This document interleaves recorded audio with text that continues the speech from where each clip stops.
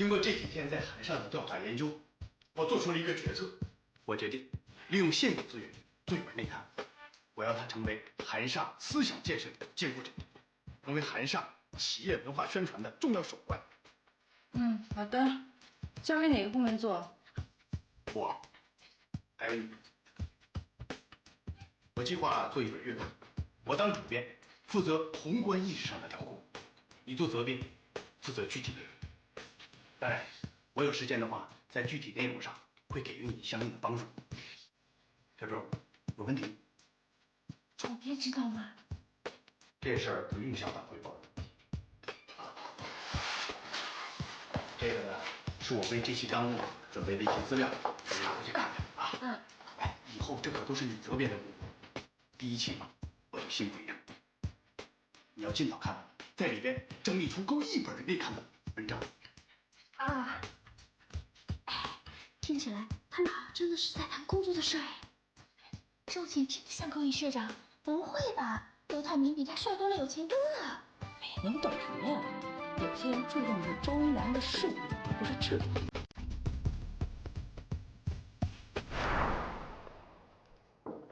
有人吗？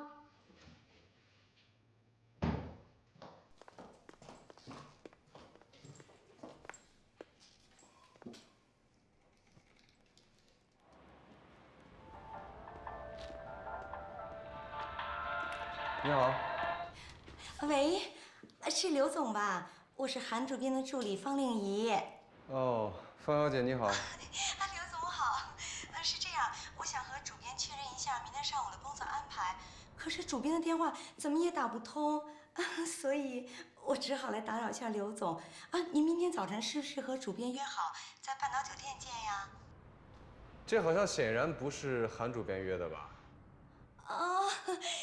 我本来是想问周田的，可是周田和我们陈社长在一起，大家都说他和陈社长好像有点那个，所以我怕影响他们。方小姐，这就是你的不对了啊！难道你就要为了那些捕风捉影的事情，明天影响你主编的工作吗？你现在赶紧给你那个同事打个电话吧，好吗？再见。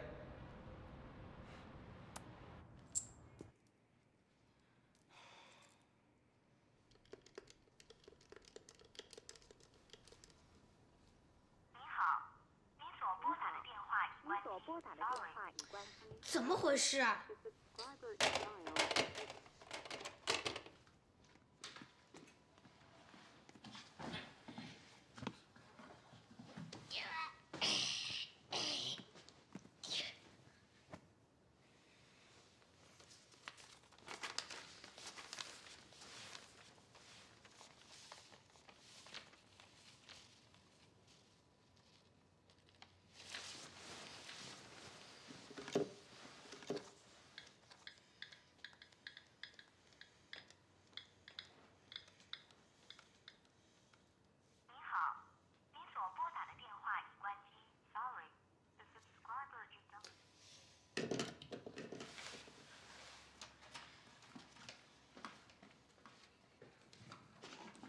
姥姥，这是谁打的单子？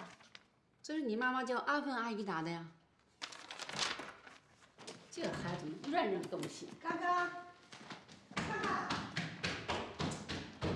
妈，他朋友怎么了？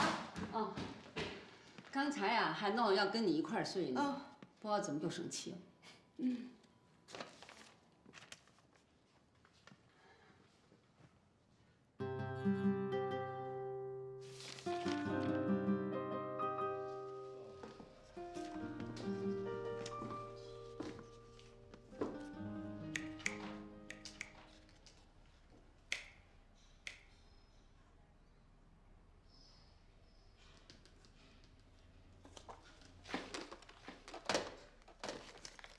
在干嘛呢？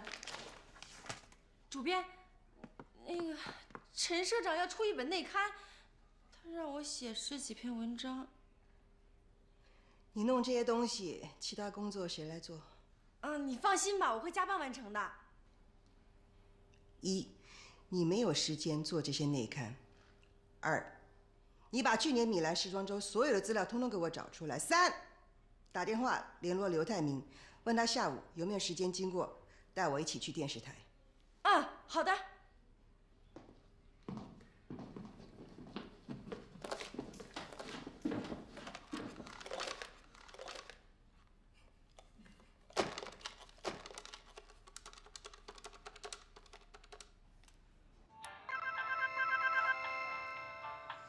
喂，刘总你好，我是韩主编的助理，主编让我问您下午再去电视台的时候，方不方便绕过来接他一下？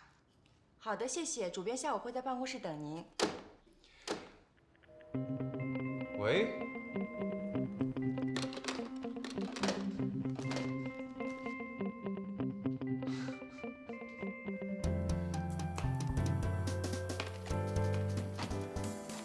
周铁，内刊的责任编辑算中层领导吧？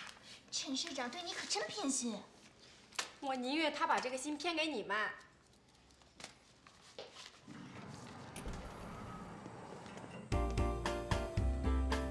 三位好。刘总，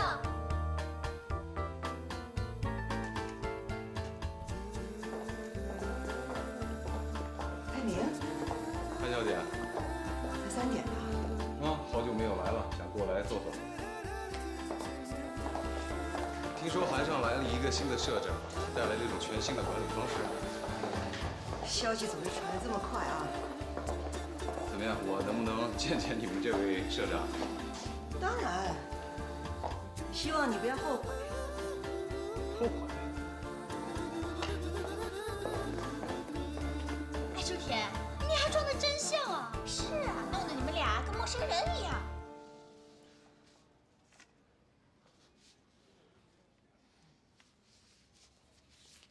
哎，刘总，我听尚总经常提起您啊，言语间全是赞美之词。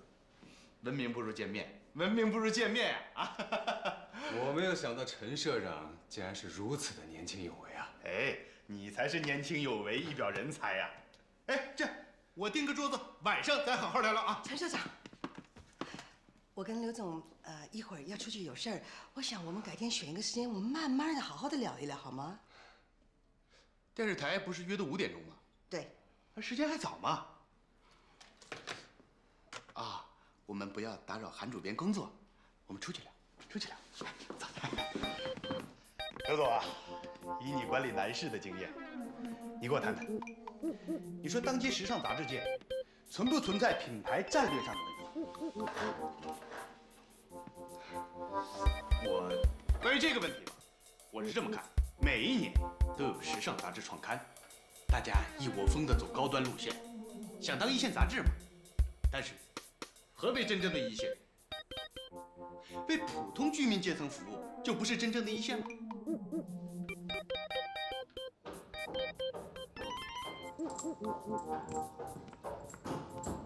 哎呀，周铁，哎呀，我来吧，我来吧。你看这点小事儿就不麻烦你了，你那么忙，你快帮陈社长准备资料、找文件吧。啊。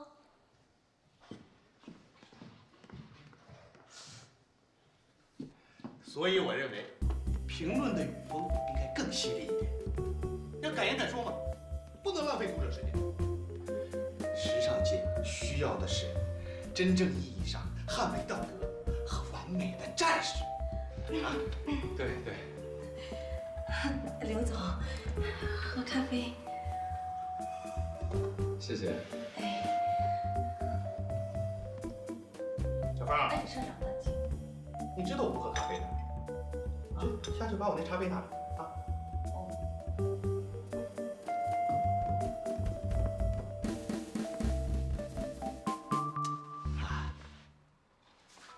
不好意思，我接个电话。啊，盛局长，有事您吩咐。啊，王科长住院了，派我去。什么时候？啊，好，那明天我就回局里。好，好，再见。陈社长要走。哎，这上一年啊，派到四川灾区支援重建的队伍要回来了，单位上要再派一批人去接替。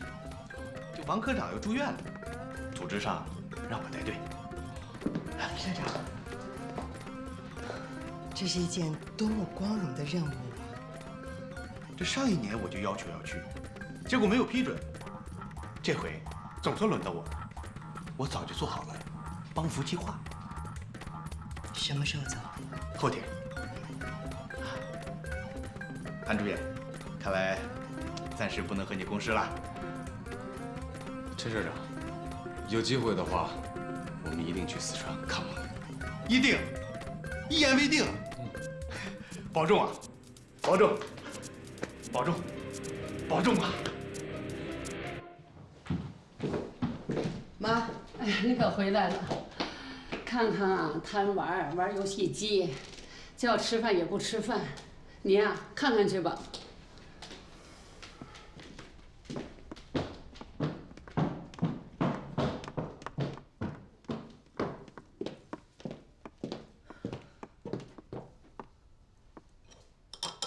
为什么不吃饭？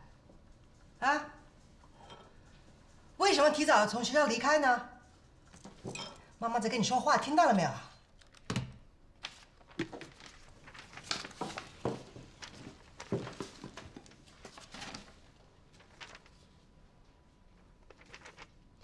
妈妈只不过是查了一下他的电话号码，你就生这么大的气啊？为什么都是妈妈管小孩，而不是小孩管妈妈？因为妈妈是大人，大人和小孩是平等的，所以从今天开始，我也要管你。你每天要按时回家，按时跟我和姥姥吃饭，按时上床睡觉。那如果妈妈不让你管的话，你是不是还会像今天一样不吃饭，然后从学校早退呢？妈妈只不过查了一下他的电话号码，你就生这么大的气？他的电话已经打不通了。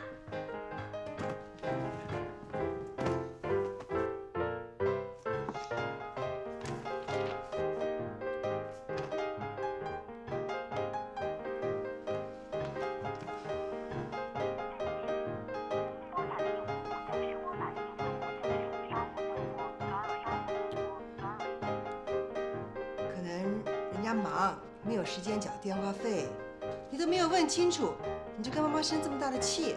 他肯定是因为怕你才这样子的，才不跟我做朋友的。哼！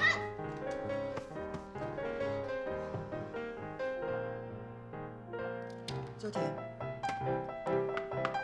音乐学院的那个老师为什么从昨天开始电话就关机了呢？爸，梅叔叔给你打过电话吗？手机丢了？哎呀，难怪我到处找都找不到他。你有他联系方式吗？周田，找我什么事？看看呀，你记一下梅老师的电话吧。他换号码了？你怎么都没告诉我啊？梅老师出差去了，下个月才能回北京呢。而且这个电话你可以打，但是不能天天打，知不知道？梅老师很忙的。还有，你要把它写下来，然后放在你的枕头底下，千万不要弄丢了哦。放心吧，谢谢周田姐姐。还有康康，你妈妈没有跟梅老师打电话，梅老师还是你的朋友。如果你要是再调皮的话，他们就真不跟你做朋友了哦。真的吗？那我该怎么谢你呀？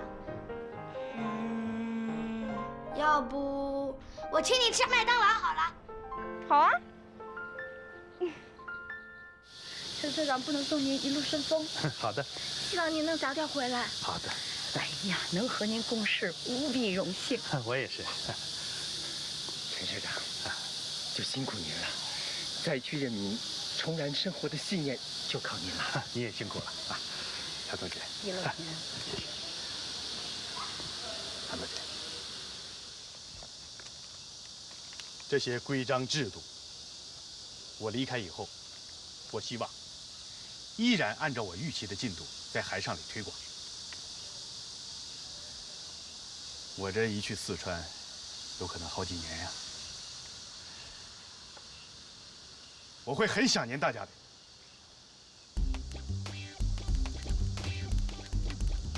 人非草木，孰能无情？我知道，大家都舍不得我走。各位，务必要更加努力的工作，以弥补我的离开给海上带来的损失。这也就算是间接的支援灾区的重建工作了。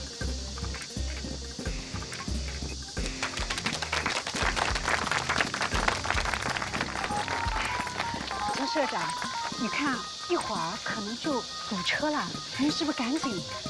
啊，哎，我的本子呢？本子，快！啊，韩主编，这个本子上记载了我多年的心得体会，我已经教的小周都抄下来了，让他打印成册，每位员工人手一册，也包括韩主编你。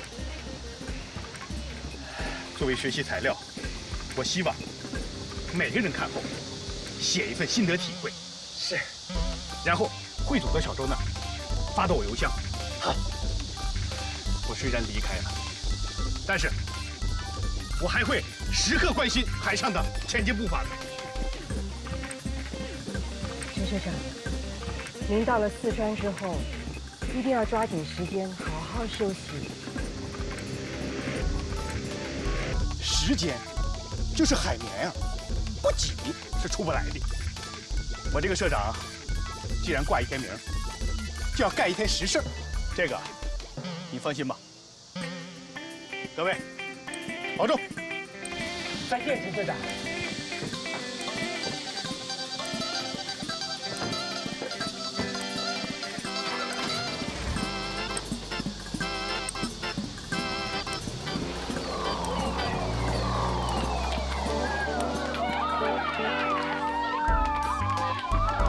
干什么呀？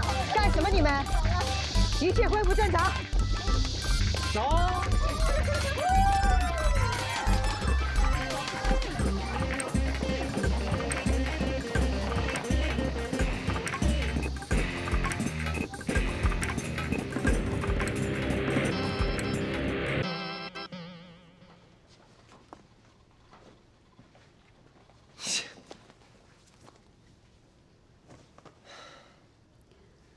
陆明，我们都在等你的意见呢。还用我说吗？大家都看得出来啊，这个牌子的东西，这叫聚美，是全新的国产大品牌。它的名字与我无关，我只想说，这样的剪裁加上这样的做工，如果登在韩上时装版时装样品的话 ，God。那将是一场灾难。哼，吓唬人的话谁都会说，我也承认，聚美它不能跟那些知名的国际大品牌相比，但作为民族品牌来讲，民族品牌绝不是盗版和山寨的代名词。Thank you。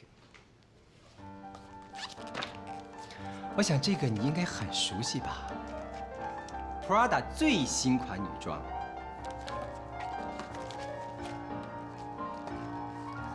还有这个 Mango 的最新款套装，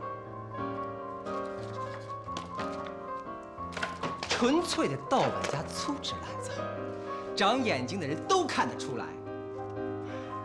这就是你所谓的民族品牌吗？嗯？哎，陆明今天怎么了？来找我们新的客户也挺多了，我看我们换一家吧。要不然我们现在通过了，到了尚董那边，他也未必会满意嘛。不瞒你们说，尚董是不会反对的。看来乔总监下了不少的功夫啊。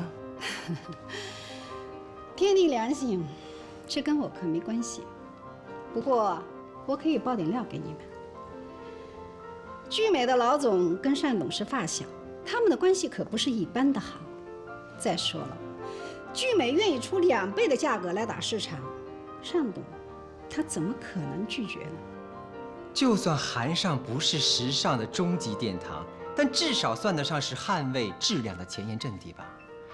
韩尚的质量，尚董总不能……嗨，真不知道这样的衣服是怎么做出来的，袖子都上歪了。哎呦！连线头都还没剪干净呢。就算摆在地摊上，恐怕都没人要哦。哈哈，我说他是地摊货啊，都算客气的。我相信尚董，总不能跟你的品味是一样的差吧？也是地摊货水平。你这话什么意思啊？啊？你说话可要小心一点。那我不是有为了韩尚吗？多来一个广告客户有什么不好呢？当然，我也承认，是吧？他们呢也意识到自己的这种设计能力比较差，所以才找我们呢，希望我们能给他找一个好的设计师，帮助他们打上一个国内的最好的一个品牌。主编，我觉得我们完全可以开辟一条新的道路啊！跟本土的企业合作，跟本土的企业合作有什么不好？我们可以帮他们打造出国内最好的服装品牌来啊！看来，陈社长的观点潜移默化地影响了乔总监。其实呢，乔总监，你的想法从长远来看的确是可行的，去培养一些新的设计师，是时尚界也常有的惯例。但现在我们毕竟是一个刚刚开始一个新的杂志，要顾及的东西实在太多了，没有这个时间跟精力去培养他们。再说，跟我们合作的对象，他不是一个专业的设计师，而是一个企业，问题实在是很多。所以我想，现在真的不是跟他们合作最好的时机。乔总监，在我还没有跟尚董沟通好之前，你先安抚好聚美，不要有任何的动作，知道吗？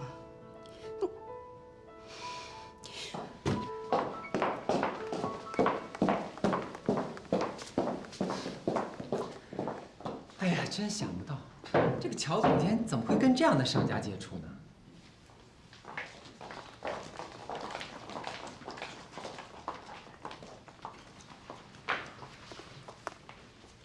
今天谈话的内容不用记在会议记录里。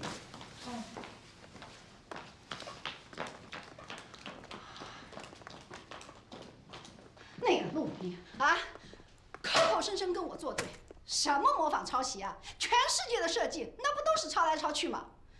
他那些设计抄的还少吗？还有那个韩露，处处与我作对。唉，费这么老大劲，最终陆明还是没能站在我们这边。又是一个不知好歹的，难怪跟周田走得那么近。现在聚美进不来，我看我们想建立自己客户群的计划，恐怕要泡汤了。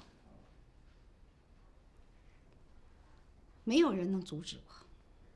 这段时间，我可是鼎力的在协助韩露。他要不领情，那就别怪我翻脸。我觉得稍安勿躁，等他跟商董定完结果，我们再动也不迟。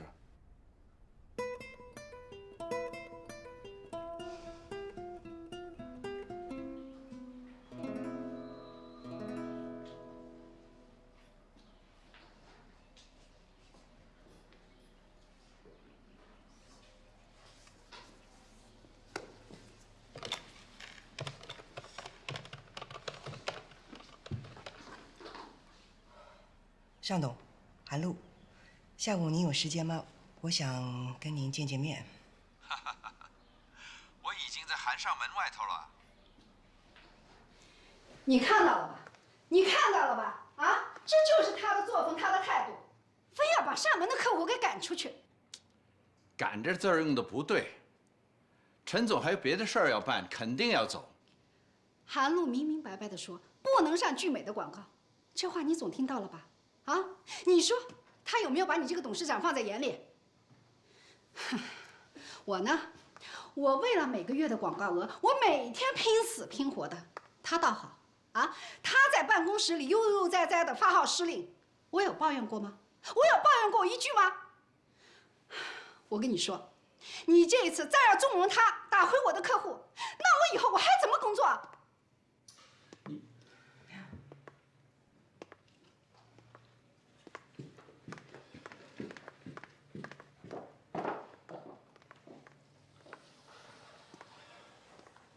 韩主编，广告的事儿你应该多听乔总监的意见。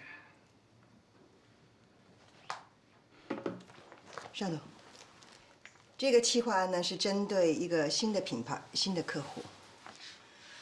我想尚总您应该会知道的，就产品的角度我们来说好了。以聚美，它现在的能力想要上我们韩尚，实在还有一点差距的。这个欧实力呢，也是民族品牌，而且它有很强大的设计团队，设计的理念，最重要的是，它的手工方面也很精细，而且，它也愿意出比聚美高2倍的广告费。我想，这一点您应该比较有兴趣吧？韩主编还有这样的客户关系啊？也是新接触的。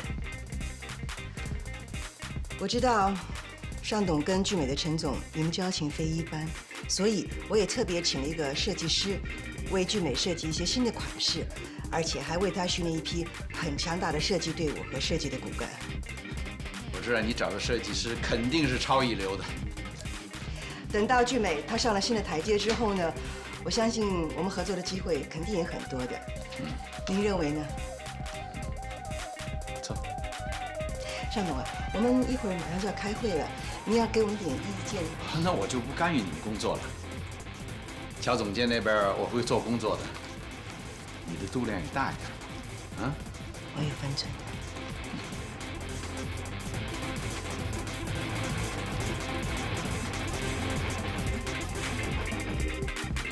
现在呢，我要加开韩尚的男子版，作为韩尚周年的大计。其实现在很多的杂志，他们已经增发了男性版面。芭莎，它已经在进行中了。即便是如此，我还是认为这其中有很多的根可以分，但是如何的分得其中的这一杯羹，那就是必须别出心裁，有创意。所以，我建议创刊这一本韩尚男子版的 Life 专刊。虽然我们大家都是专业的人士，但是现场版的杂志究竟是怎么一回事？还有，怎么能够让一本杂志有时长的线性表演呢？我们没有10拿9稳的把握，所以群策群力在我们的计划当中成为最重要的一环。在大家还没有具体的策划之前，我要先清理团队。最近有私事要请假的，请离开。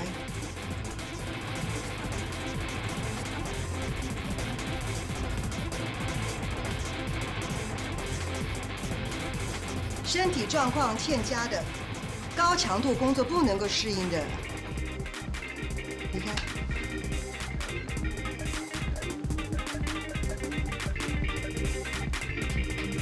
非常好，那我就当你们愿意跟我一样，完全投入工作，没有休息，不准请假，啊？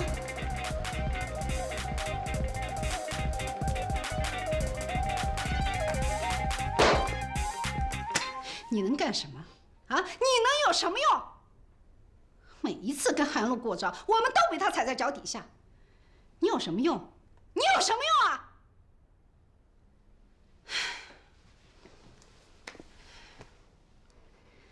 今天这一天，把俊美赶跑了不说，啊，又冒出一个男子版来，还 Life 专刊。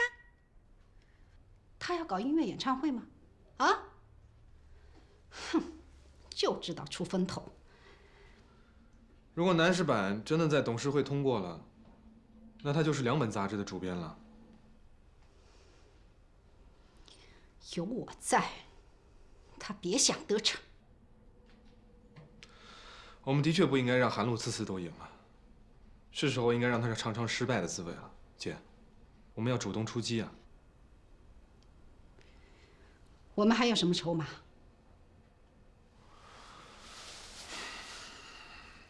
要不我跟陆明再聊聊？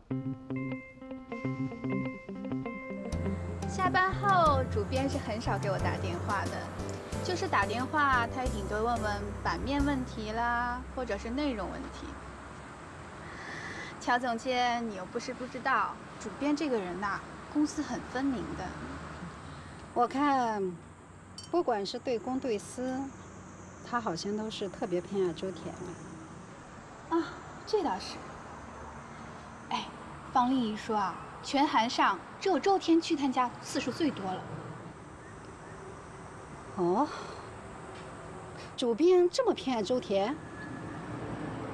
哎呀，周田这个人呢，做事很卖力，也没什么坏心眼儿，大家都看在眼里，主编也不会不知道了。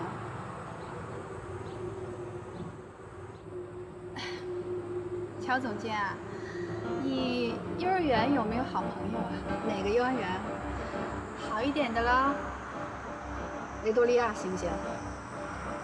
哎呦，那可是最好的双语幼儿园啊！我的朋友在里边当行政总监。哎呦，你看看我这2天呐，就为了宝宝上幼儿园的事四处奔波。为了这事儿，我还跟我老公怄气呢。啊，你怎么不早问我呢？这样吧，明天我就带你去见我朋友。真的吗？哎呀，我老公啊，一直就想让宝宝去那个维多利亚幼儿园，说他们那个教育啊是什么，培养孩子健全的人格，而且他们特别负责任，每天都给孩子继承阳技呢。是吗？那要是让我去当那个老师啊，我肯定真的要疯掉。可不是。哎，不过咱们这里如果选人去当老师，周田最合适。为什么？他呀，现在还写日记呢。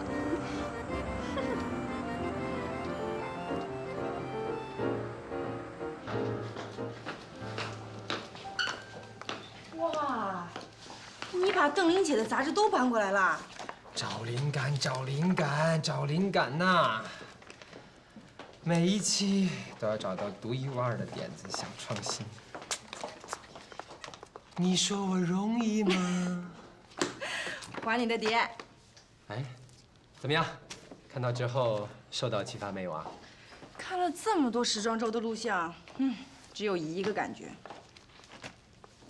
那些新锐品牌为了博人眼球，越来越怪，都忘了衣服是用来穿的。我让你学习的，我没让你挑毛病啊！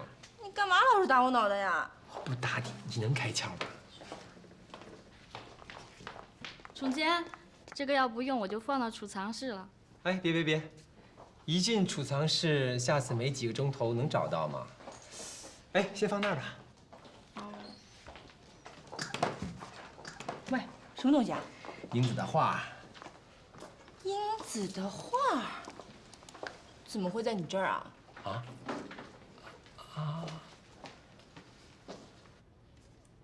这是我的资料。你是个男的？很显然啊。我们招的是女的呀。可你们的招聘资料上没说只招女的呀。哦，你这个简历我都看了啊，作品不少。可惜呀，你要是女的，肯定是人才了。不，陈经理，我可不可以问问你们为什么只招女的呀？美女作家、美男作家早就不时兴了。现在我们公司包装出中国第一批美女编辑，让她们成为我们主稿的强大资源。10块啊，10块，随便挑，随便选了，样样10块啊！来，随便挑，随便选了，漂亮的项链、手镯，随便挑了，10块了啊！随便啊！来，10块啊！来看一下，哇，好看啊！来看一看了啊！来，随便挑，随便选了啊！10块啊！来，随便看了啊！10块，随便挑，随便选喽！来，随便挑了，随便挑，随便选了，10块。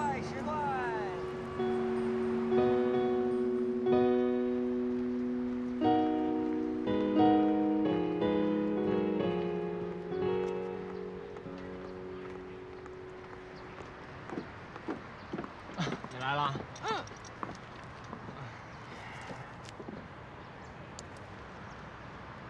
你今天怎么啦？奇奇怪怪的。苗苗，是这样，我爸过生日，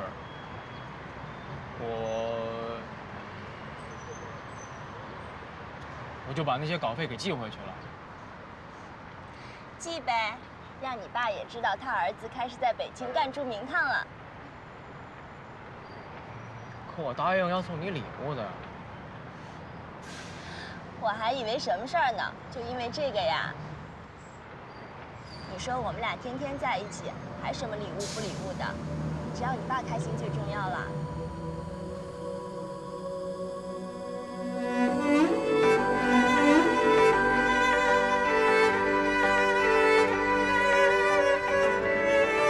不贵，才10块钱。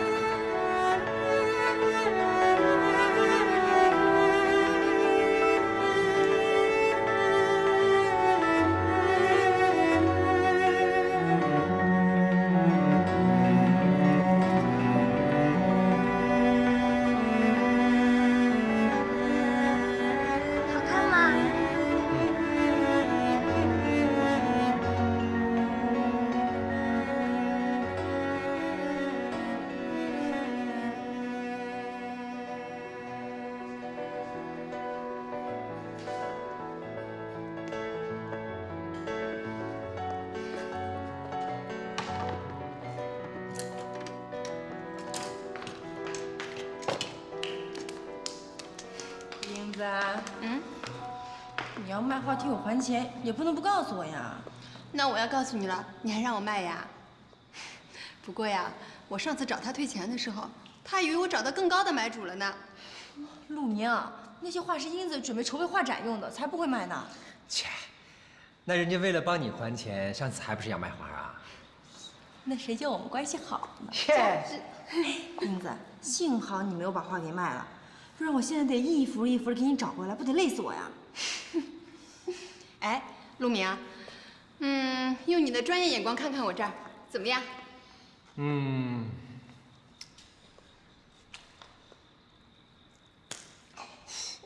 人家在请教专业人士呢。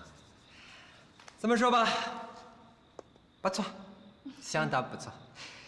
我觉得还是有一些不一样的感觉，真的。哎，对了，我一直想问你啊，你这手镯是买的还是自己做的？你是买的还是自己做的？买的啊。哪买的？南锣鼓巷。嘿，老板是个少白头。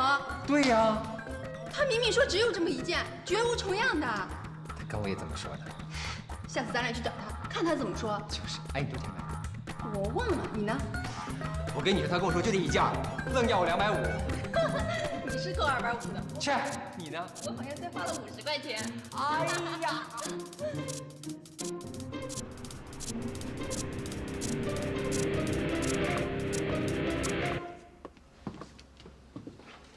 哎，你等等啊，乔总监，周天，晚上有空吗？我请你吃饭。请我吃饭啊？不用了，我今天约了男朋友呢。哎，男朋友嘛，来日方长，这可是公事儿。公事儿？走。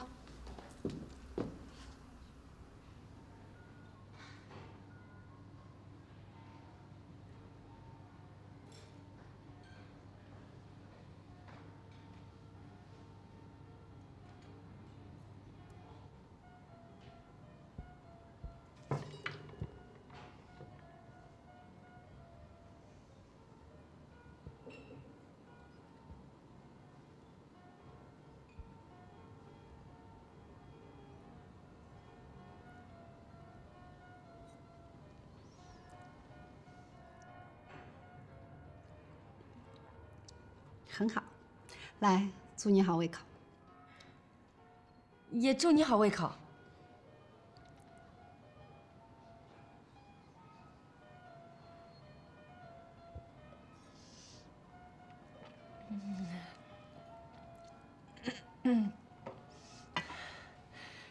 乔总监，你不是说找我有公事要说吗？先吃饭，吃完了再说。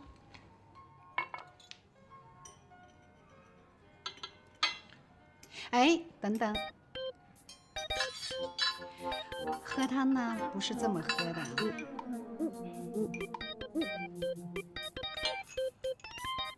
这个勺的柄跟嘴要成直线，要用这个勺子的末端送到嘴里。你看，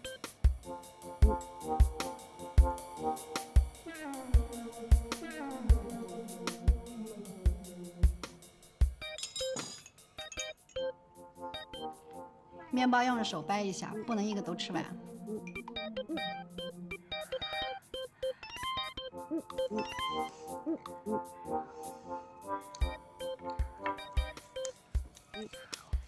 坐直了，不能靠在椅背上。乔总监，那照你这个规矩，我干脆坐着什么都不要吃就好了。当然了，没有规矩的餐桌，那哪是西餐的餐桌啊？又错啦！你看，要用这一只脚，然后轻轻的抿一下。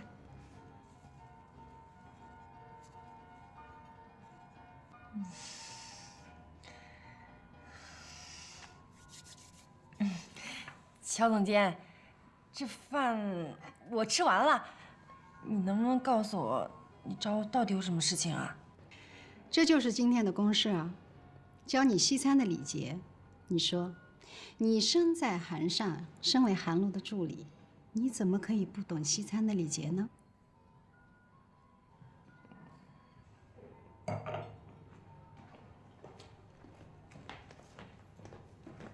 你好，一共消费5960元，请购买。好，谢谢你。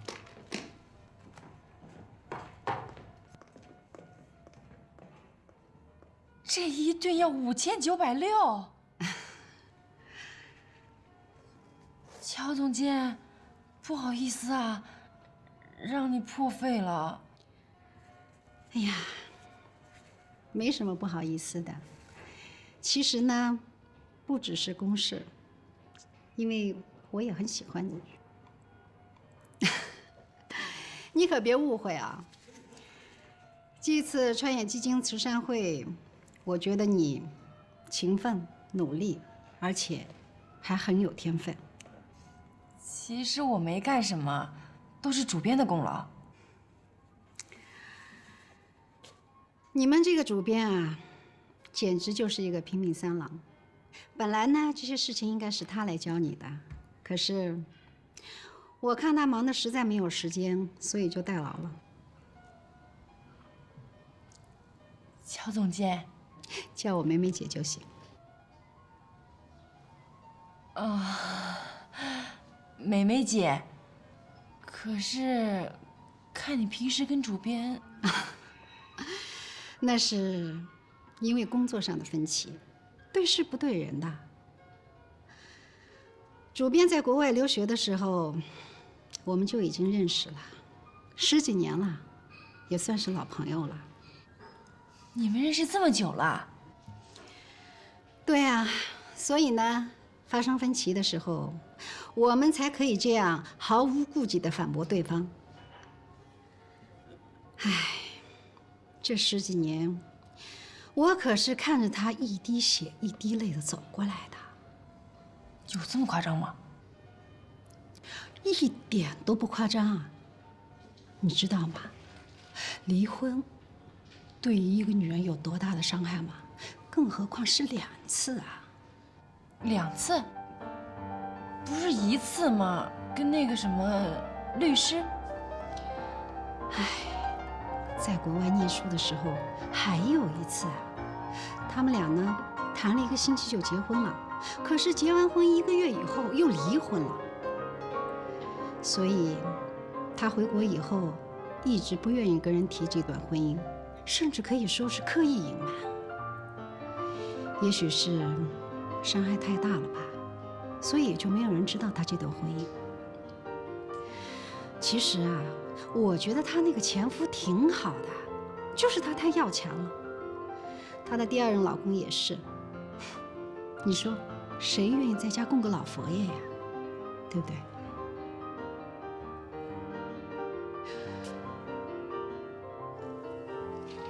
周田，我今天跟你说的话，你可千万不能说出去，否则麻烦就大了。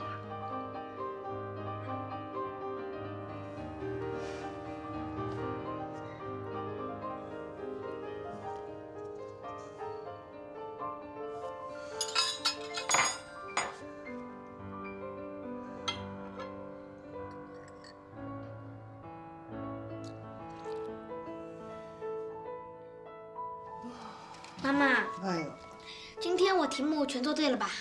聪明啊，太聪明了！希望你天天保持，行吗？行啊，也不是什么难事啊。你给你的朋友打电话了没有啊？嗯。妈妈没骗你吧？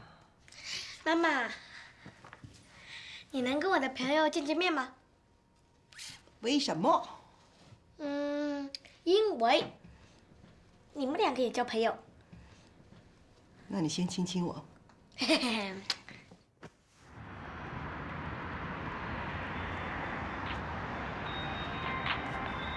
对，对，我是冯哲。哈，我被录取了。哎，好，我知道。啊，下周一参加销售员培训。好嘞，哎，再见，哎。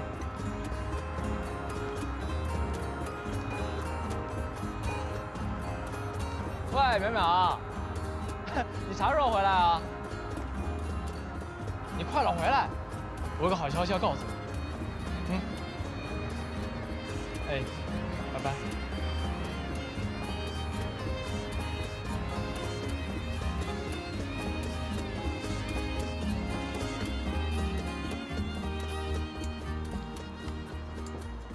你知道乔总监找周天干嘛吗？第一，他是我老板；第二，这是我老板的私事儿。那就更是。哎，你就不怕失宠吗？哎呦，你慢点儿。是什么？失宠，慢点儿。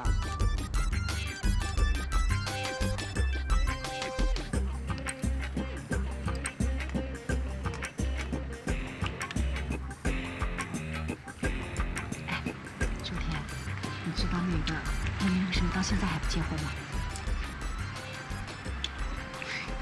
他是 gay。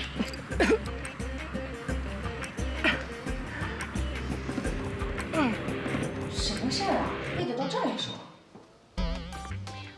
周田，我跟你说了，你可千万别觉得我是嫉妒你，妨碍你攀高枝抱大腿。我是为了你好，我才提醒你的啊。到底怎么了？弄得谁是秘密呢？你和乔美美走那么近，如果被主编看见了，他会怎么想你？看见了怎么了？我们又没说什么。没谈公事儿。也不知道算不算是公事儿了。乔总监说，作为主编的助理一定要学会西餐礼仪，就请我吃了一顿饭，花了5960呢。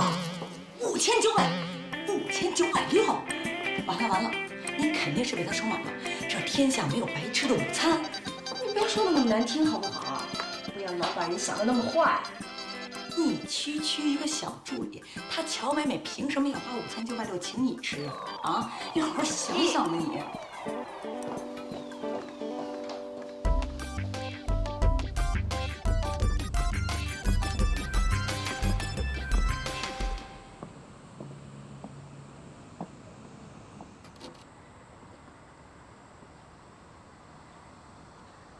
周铁，下班了怎么还不走啊？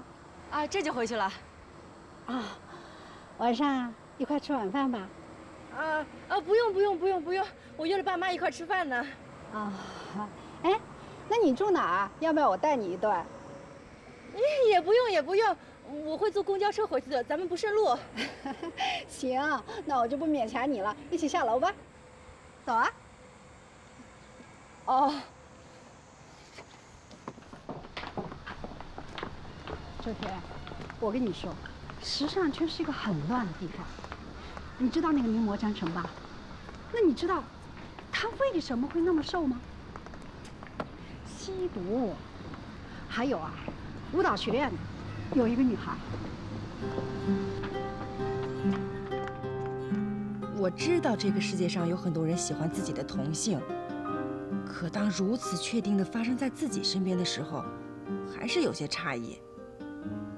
他们也像我和程墨一样，还是比我们还要坚定，还要炙热呢。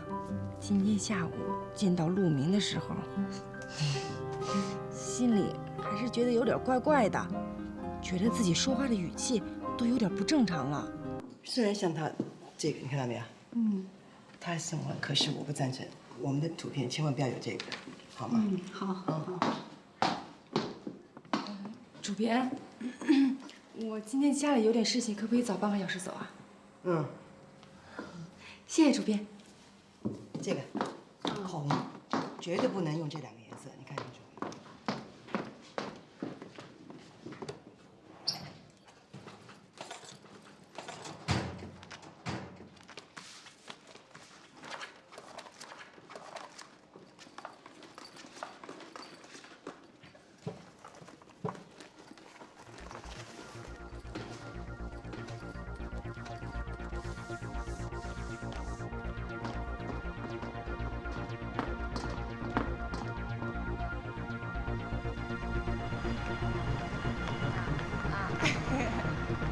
对啊。哎，您好，请问一下西直门地铁站怎么走？等一下啊，西直门地铁站，这边，你过马路，然后顺着这条路一直走，大概5分钟就能到。5分钟，右手边就能看到了。好，谢谢啊。没事。哎，好，先不说了哈，拜拜。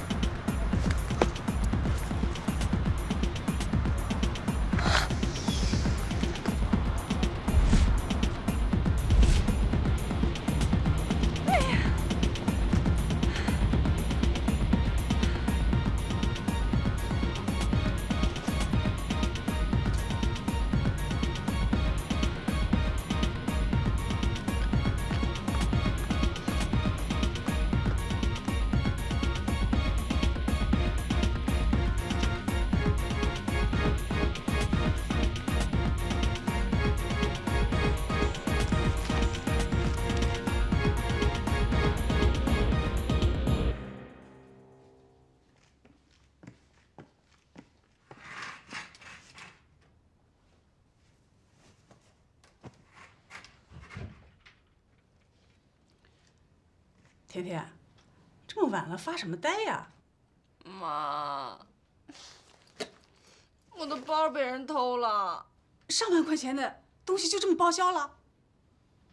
哎呦，我给你怎么说呢？哎，让你平常把包看好，把包看好，让你眼睛长在前面，眼观六路，耳听八方。你好了，妈，这是公司给的，不是我自己买的啦。哎呦，公司给你买的就不要钱呀？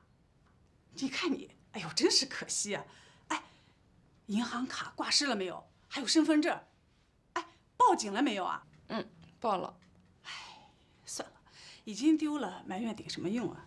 哎，全当是破财消灾了，赶快睡吧啊！哎，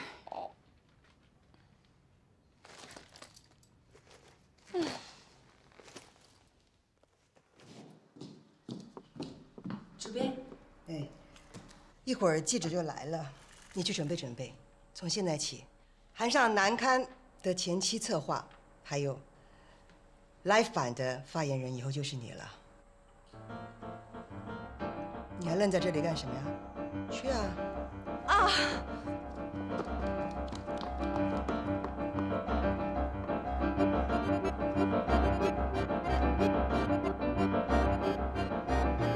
哇！潮流引领生活，韩上又一次把潮流玩弄于股掌之间。韩露的惊人之举，杂志也有现场版。哎，今天我们请来了韩露小姐。韩露小姐，您能跟我们说一下韩上南刊现场版到底是什么吗？好的，传达时尚讯息和推广时尚文化，其实的确是时尚的功能。可是，在它的背后，是有一种中心思想存在的。而这种中心思想，也就是推广杂志的内动力。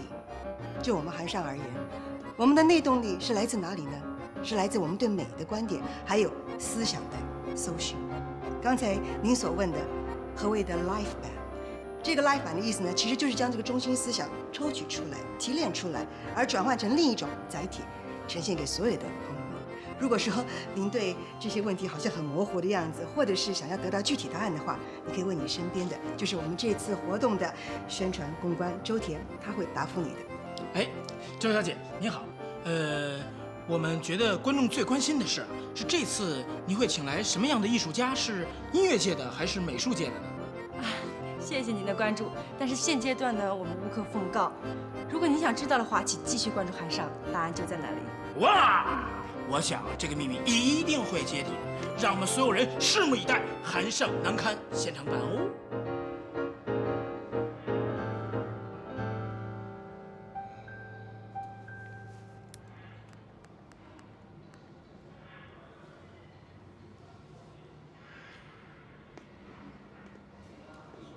陈凯，韩尚的难堪很可能也瞄准了晋达投资公司，所以我们动作必须要快。对了，晚上在贵宾楼给我订间房，我还要再见一下赵秘书长。马上就见。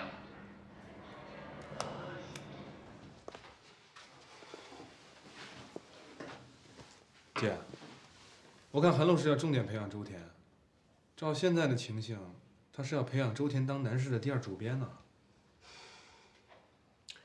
你那8周刊到底什么时候能出来？哦，昨天那个记者说了，最快明天早上就能见报。他们那个总编已经连夜撤字换稿了。噗，你就等着看热闹吧。不过真没想到，连韩露都会藏着那么一个惊天大秘密啊！这枚重磅炸弹一出，我看他往哪儿跑。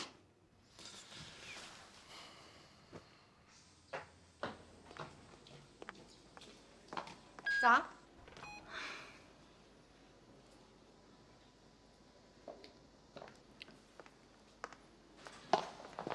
邓丽姐早，大家早。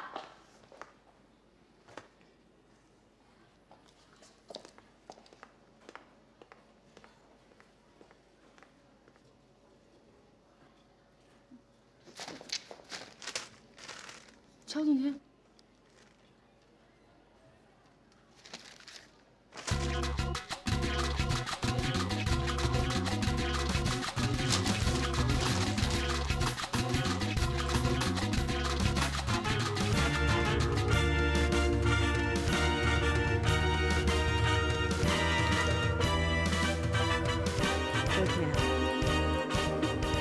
你怎么可以做这样的事？不是我说的，我没有跟任何人提过。哼，有区别吗？报纸上可是说的清清楚楚的，是你的日记。日记？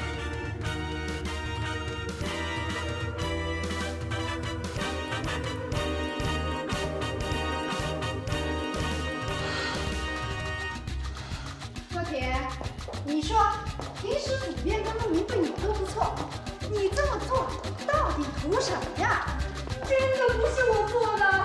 那天晚上我的包被人偷了，我的电子本在里面，真的不是我，真的不是我。你们站着干什么？没事做了吗？啊？主编，你看。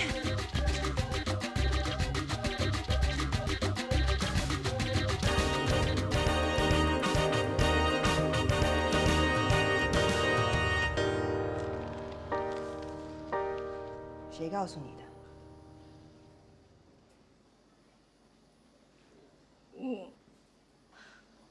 我在网上看到的。网上？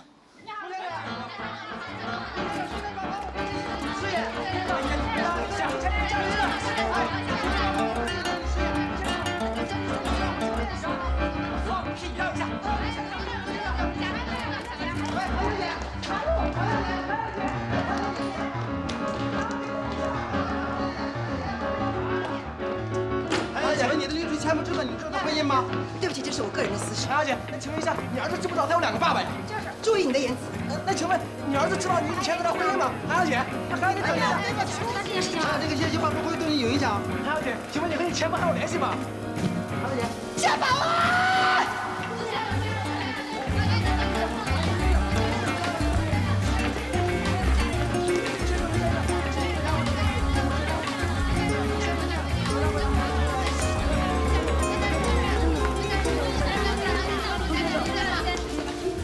出去！都给我滚出去！出去！大家好，我是《时尚快报》的记者罗西。据可靠消息，周天小姐现在就在里面，大家跟我一起来看看。哎，周天小姐，周天小姐，你为什么要曝光你的日记？请告诉你一下。我没有曝光我的日记，我没有。周天小姐，周天小姐，哎，周天小姐，你的日记采访是被小偷偷了吗？真的，我的小日记被偷了，被偷了，我真的没有。你这种解释太不合理了。真的被偷了，真的。有老公这么巧吧？你是不是受了韩东家惯的曝光这件事？不是的，不是的，不是的，不是的。那你曝光目的是什么？我没有曝光，真的被偷了。被偷了。你知道这件事情会带来很严重的后果，你知道吗？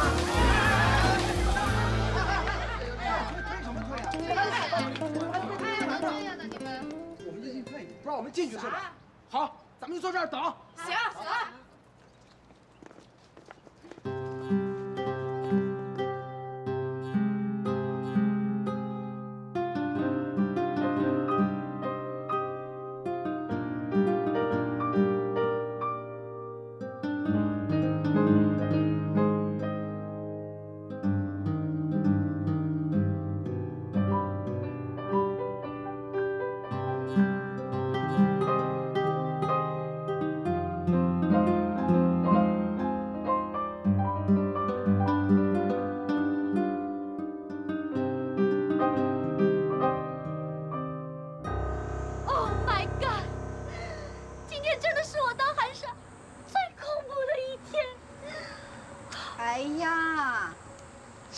是最恐怖的一天啊！